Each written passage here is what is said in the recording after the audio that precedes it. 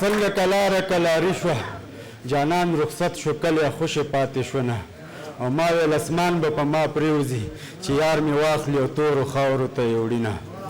د مشر نظم دی د چا د بغاوت سر تر پامیره رسېدلی د چا ټیټ شوی سر د ملا تر تیره رسېدلی سره د بغاوت جانانه ارتې تڼۍ ګرځي تعجب نه دی په دومره رقیبانو کې ژوندون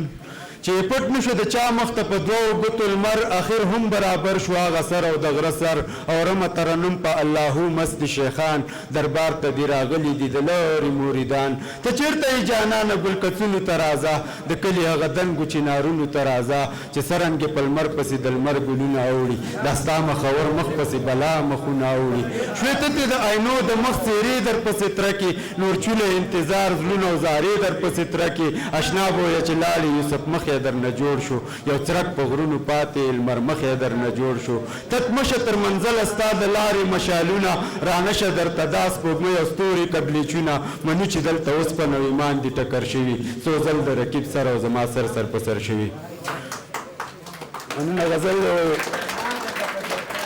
له ژونده تنګ نه یم ژوند رانه په تنګ راغلی دلته مې څو ځل رقیبانو سره جنګ راغلی مرور ځان ته غاړې وتی یم په خوله به یې کم دا ژوند پرست لیونی خیال مې په غورځنګ راغلی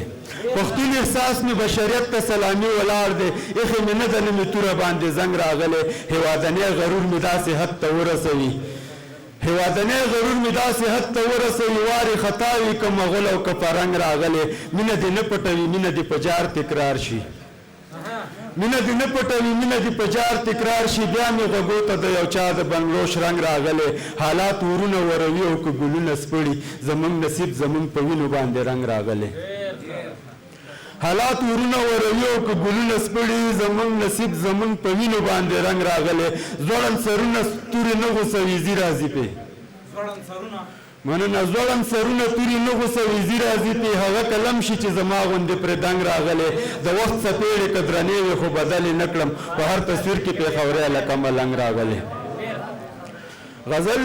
ما ویل چې لږ څه در باندې ولیکم ما ویل چې لږ څه در باندې ولیکم خوږه چې خواږه در باندې ولیکم دا غزل به ټول درته ډالۍ کمه هر بیت به په زړه در باندې ولیکم ته په پښتني غرور غرخه یې ټکي به درانه در باندې ولیکم ته په پښتني غرور غرخه یې ټکي به درانه در باندې ولیکم او ژوند د تخنوم دی چې لږ وخاندې